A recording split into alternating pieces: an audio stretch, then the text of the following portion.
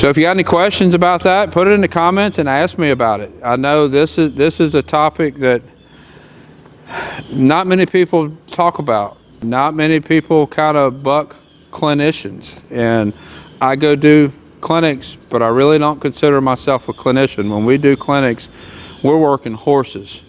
Most clinicians go and work with people. I work with people, but we're really working horses. And today I want to talk about working your horse and knowing what good feels like. I'm recording this riding Gigi. Gigi, the plan for her is to be a reining horse, NRHA level reining horse. And if you've never trained a horse for reining or whatever discipline, or never ridden a horse at a high level for a discipline, it's hard to really know what good is and what to reward and what is a step in the right direction. I have shown a good bit NRHA at a pretty high level, and I know what I'm looking for. I know what I want to reward. I know what I don't want to reward. I'm using that knowledge to apply to Gigi here so that I can bring her along to become that horse. If I have never ridden a high-level reining horse, then I would have an idea what I wanted, but it's a lot harder to tell what step I want to reward. Was this particular step with this leg in a direction that I want to reward? Is how the back end behaved, how a movement that I want to reward. And really the only way for you to know that as a rider or a trainer is to ride those upper level trained horses so that you can say, oh, now I know what this feels like. Now I know what I'm looking for. I had one of my owners came a while back, and his horse is in for working cow horse training, and he really had never ridden a finished cow horse for the reining maneuvers or anything. He knew he'd done some versatility ranch horse and was wanting to step up his horse's level, his level. So I put him on a finished horse so he could feel what we were looking for, feel the direction that we're going in. Without that knowledge, you really don't know what to reward as a trainer or as a rider. There are certain things that might feel good to you, like a horse does a movement, like, oh yeah, I want to reward that. That felt good, but it doesn't necessarily mean that you should without that prior knowledge. Many trainers that don't have that knowledge, they're trying to work it out. At one point, I was in that same place. I was trying to figure out where to go, what to reward. And it was not until I went and rode with some other trainers that had some really nice horses that I knew, okay, this is what it's supposed to feel like. Because until you've ridden those horses, you don't know what it's supposed to feel like. Let's take that a step further, and let's talk about starting a horse, breaking horses under saddle. And a person that's starting a horse under saddle, anybody that can stick to a horse can start a horse, but do they all really know what a broke horse feels like? Many of them that I've encountered don't. Just because it's not bucking them off, they consider that broke. Well, that, in my book, that's not broke, because they've never ridden a more advanced horse than that level that they've been in. They've ridden basically nothing but unbroke kind of dinks, not great horses, and they don't really know what a good horse feels like. They don't know what a broke horse feels like.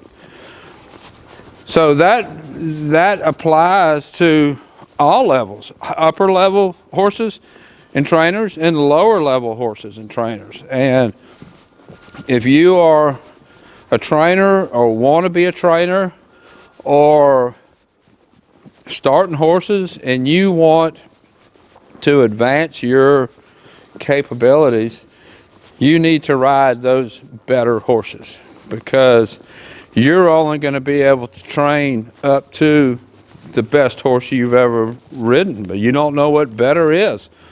What is better? What is a +1 spin feel like?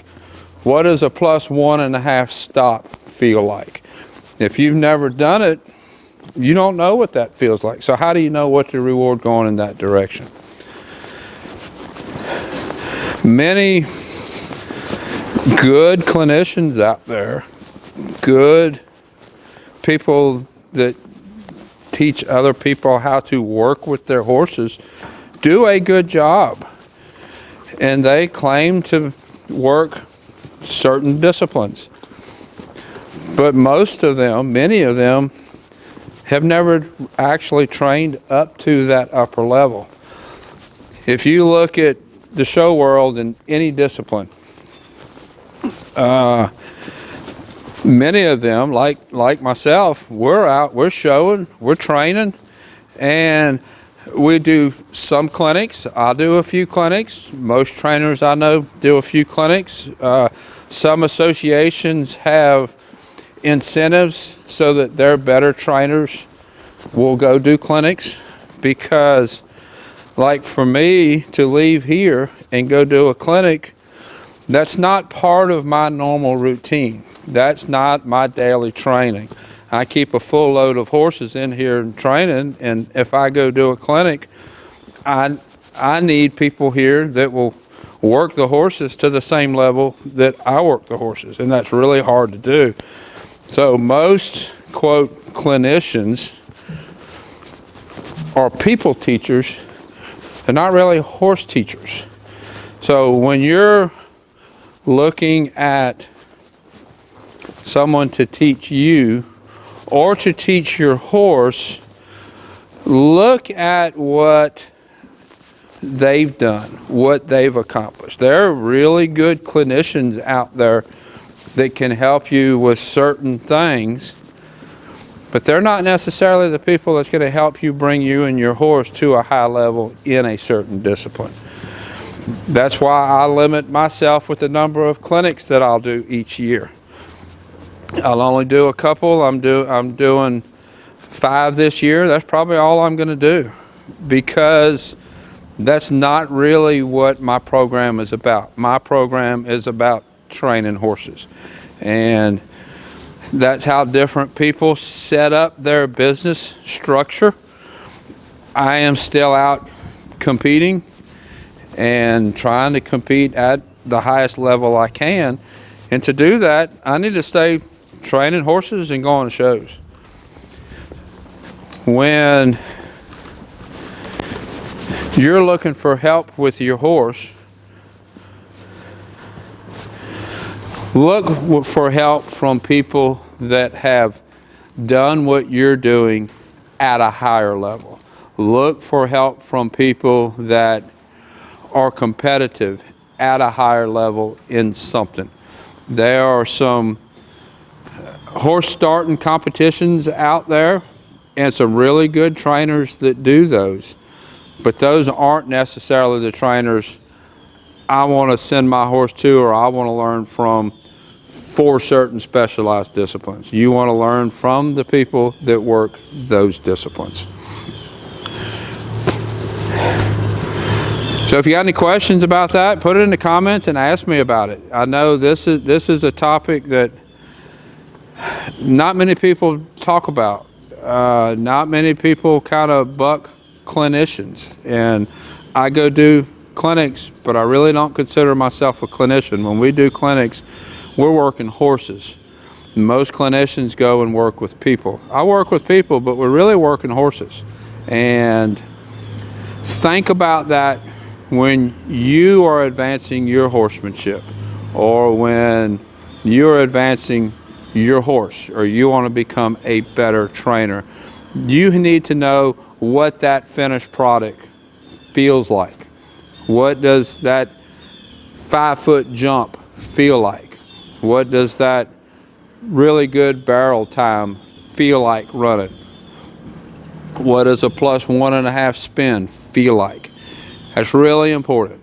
And that is important when you're looking to advance yourself. Going to get information from people that don't compete at as high a level or a very much higher level than you, you're going to be limited how much that helps you. So I appreciate you for joining me in the podcast today. I'll do these podcasts. I'll post them on Spotify, and I'll post the video on YouTube. And if you're watching this on YouTube or if you're watching this on Spotify, I appreciate you tuning in. And on YouTube, there'll be a link to this horse's playlist. Her name is Gigi. It'll be somewhere on the screen. And if you listen on Spotify and want to come back and watch the video and see the horse that I'm riding, it's Tim Anderson Horse Training on YouTube. Until next time, thank you for watching. I want to thank everybody for supporting me on Patreon. That's where I usually post some of the more detailed training videos. There's 3 levels, $5, $25, $75. $5 level, you get access to all those detailed training videos.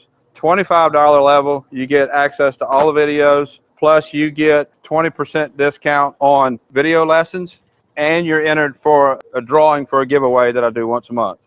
$75 level, you get all of that, plus you get a free video lesson a month. I'll get thousands of questions a day. There's no way I can answer them all, but I answer Patreon questions every day. Patreon, Tim Anderson Horse Training. I appreciate everybody for supporting me there.